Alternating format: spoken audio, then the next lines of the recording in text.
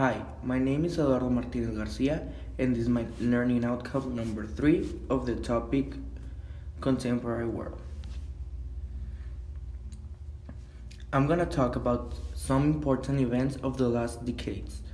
The sequencing of the human genome. First black president in the United States, which is Barack Obama in 2008. The Michael Jackson's death, which is in 2009. Next, I'm going to talk about some terms. Globalization. It is the expansion of goods and merchandise through the world so that all countries are benefited from each other, implementing new technologies, fashion trends, media, and making presence in every city in the world. Terrorism. Terrorism is a unique form of crime.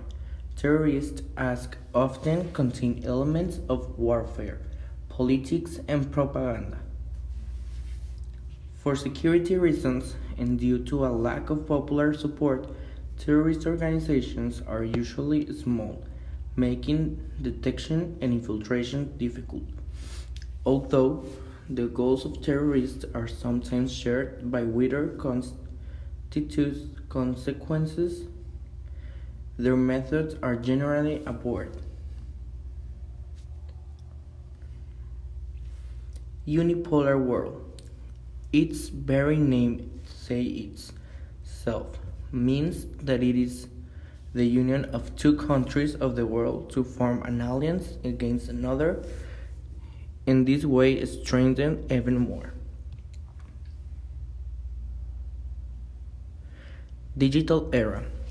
It is a current time in which societies are totally related to technology, and this in turn has dependence on us as human beings towards the communication networks of which we are being submissive.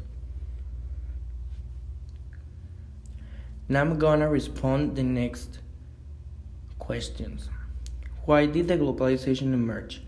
This happened with the passage of time at the time of needed of media and ideologies or new merchandise everywhere in the world. That is why at the time of expansion the word globalization was considered, since we were united as a world against time. In most cases, what caused the terrorist attack of 20th century? The main cause has been to desire to manage and manipulate the population so that the attackers can exercise what they want on all the inhabitants of certain cities. Another is to ignore the great strength of other countries and not give them the necessary importance. How does the end of the Cold War relate with the unipolar world? Because during the World War, several countries create pairs of alliances to be able to fight against the opponents. Then in this way the unipolar world was implemented. How has the digital era influenced today's society? The digital era has influenced us in an incredible way, because nowadays almost everything is digital and our society is closely related to new technologies.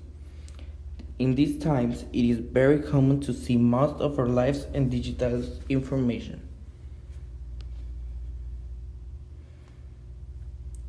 These are the bibliography that I used.